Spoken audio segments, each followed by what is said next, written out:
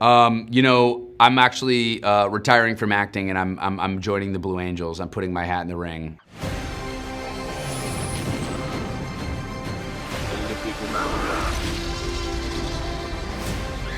Where we're going, we don't need roads.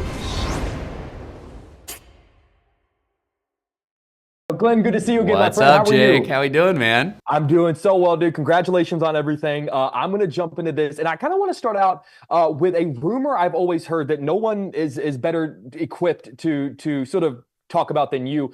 I've always heard that the Navy does not allow people to mention Top Gun, that if you bring it up that you're fined $5. I'm sort of curious, in your experience working with them on this film, did you ever hear anything about their attitude toward those movies and whether or not that rumor is even true? Well, I think how what's really funny is, like, obviously on Top Gun, as soon as we got to all these naval bases where we're flying, it's definitely true that if they quote Top Gun as a pilot, if you were an actual Top Gun pilot and you were quoting Top Gun the movie, it's not good. It's not received well. And I think it's important because, look, Top Gun is all about swagger and ego, and what you really see with these pilots in the Navy is these are humble, very humble people. Like, the attitude of Top Gun Maverick, or the attitude of Top Gun is very different from the attitude of these pilots. These are the most kind, gentle, down-to-earth people.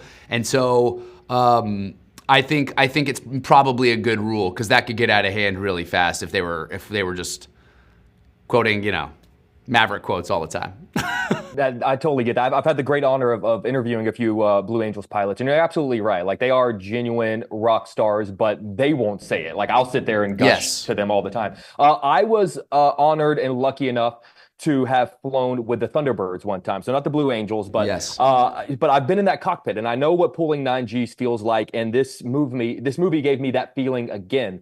I never really know how to describe that experience to people, being up there in a cockpit pulling 9Gs.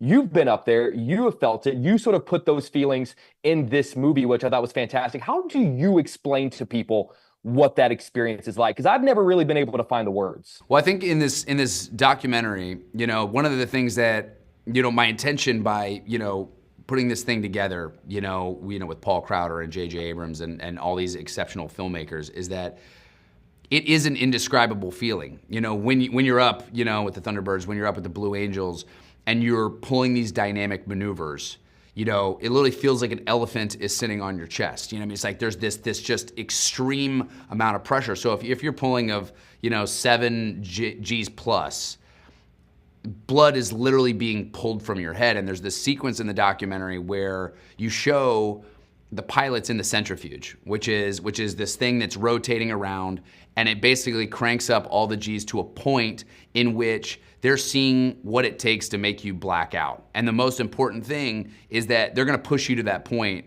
where you do black out. So you know what that's like to fight against that thing. Because if you black out up there, you're not wearing what they call a G suit. And a G suit literally squeezes you like toothpaste to keep blood on the top half of your body, in your head and your heart, so you're not blacking out.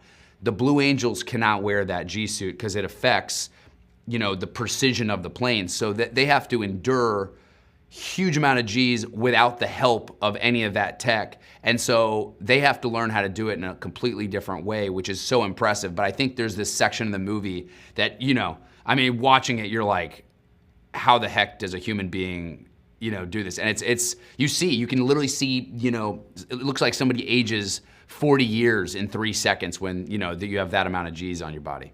It's nuts, dude. And seriously, it really gave me that feeling one more time, which I never thought I was going to have. Really quick on the way out, this is a Blue Angels question, but I have to say one of my favorite entertainment stories in recent memory is you and Sydney Sweeney sort of having fun with the rumors to help out with anyone but you. What rumors can you and I start and get going to really boost Blue Angels and get that out there? I'm actually retiring from acting, and I'm joining the Blue Angels. I'm putting my hat in the ring. So for this next flight season, I will be the number 4 plane in the Blue Angels. And you gave me this exclusive moment. Exclusive moment. Yeah. Glen Powell, you heard it here buddy. First. Great rumor to start, man. I'm happy. I'm happy. we can put this around. Yeah. Hey, buddy, dude, congratulations on everything. Thank you for being so kind. San Diego will always be one of the greatest professional experiences of my life, and thank you for being a part of that. And hopefully I'll see you soon for Twisters. I can't wait. Good to see you. All right, buddy. Talk to you soon.